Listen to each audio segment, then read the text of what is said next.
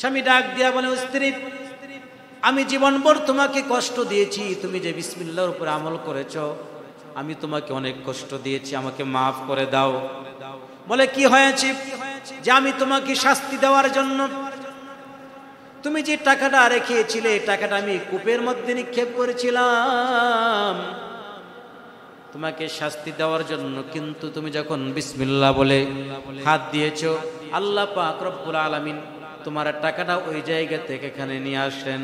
তার মানে বুঝতে পারলাম এই বিসমিল্লাহর ভিতরে অলৌকিক একটা পাওয়ার রয়েছে, এই বিসমিল্লাহর ভিতরে অলৌকিক একটা শক্তি রয়েছে। সুবহানাল্লাহ। এই বিসমিল্লাহর ভিতরে অলৌকিক একটা পাওয়ার আছে, যার কারণে হাত দেওয়ার সাথে সাথে আল্লাহ পাক তোমার হাতে তোমার টাকা ফেরত দিয়েছে। আমার ভাইরা, আরেকজন ব্যক্তি, একজন ইহুদির মেয়ে কালিমা পড়ে মুসলমান হয়েছে। এখন যেই কাজ করে বিসমিল্লাহ বলে এই কাজ করে, এখন তাকে এমনি মারতেও পারতেছে না, মৃত্যুদণ্ডও দিতে পারতেছে না। এখন কি করবে? তাকে তো দোষী সাব্যস্ত করা যায়। তাকে দোষী সাব্যস্ত করার জন্য এবার মেয়েটাকে বলল, মা, এই যে আমার আংটিটা তোমাকে দিলাম আমানত, এই আংটিটা কিন্তু হেফাজতে রাখিও।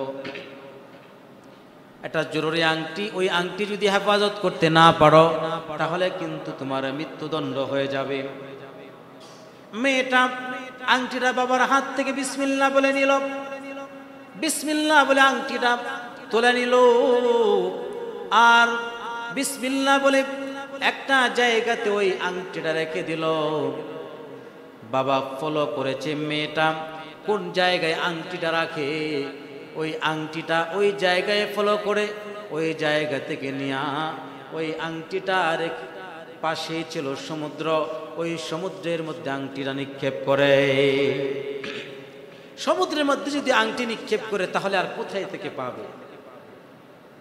বাপের ভিতরে, ওই ইহুদির ভিতরে দুর্বিসন্ধি, এই বেড়া জালে তাকে হত্যা করা হবে, তাকে মেরে ফেলা হবে, ঈমান থেকে সরে যাওয়ার শাস্তি হবে, এটা এমন। এরপরে পরের দিন বাবা ডাক দিয়ে বলে, মা, আমি তোমাকে যে আংটিটা দিয়েছিলাম ওই আংটিটা তুমি আমাকে দিয়ে দাও। এর আগে ঘটনা একটা ঘটে গেছে। কি ঘটনা ঘটছে? ওই যে বাবা গেছিল বাজারে মাছ আনার জন্য, বাজারে গেছে, বড় একটা মাছ আনবে। মাছ আনার পরে মেয়েকে এসে বলতেছে, মা, এই মাছটা তুমি সুন্দর করে কেটে রান্না করো, আজকে এই মাছটা খাওয়ার পরে আমি অফিসে যাব। অর্থাৎ যখন অফিসে যাবে তখন আংটিটা তার কাছে চাইবে।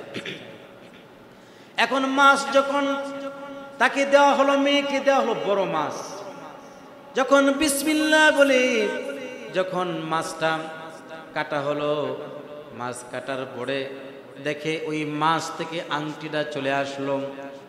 আংটিটা তার মেয়ে তার হাতে নিয়ে দিলেন, বিসমিল্লাহ বলে নিয়ে ওই জায়গায় রেখে দিলেন।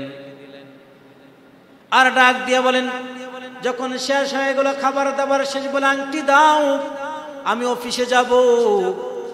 মেয়েটা বিসমিল্লাহ বলে যখন ওই জায়গায় হাত দিলাম, ওই জায়গায় হাত দেওয়ার পর সাথে সাথে হাতের মধ্যে ওই বিসমিল্লাহ বলে যখন আংটিটা হাতে নিল, তার বাবা আশ্চর্যান্বিত হয়ে মেয়ের দিকে তাকায় আছে। মেয়ে ডাক দিয়ে বলে, বাবা,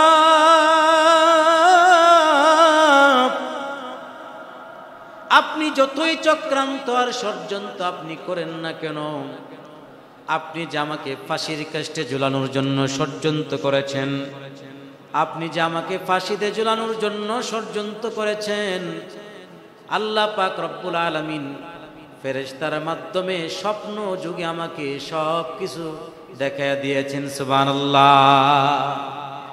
সুতরাং আপনি সফল হবেন না, আপনার কাজে আপনি সফলতা অর্জন করতে পারেন না।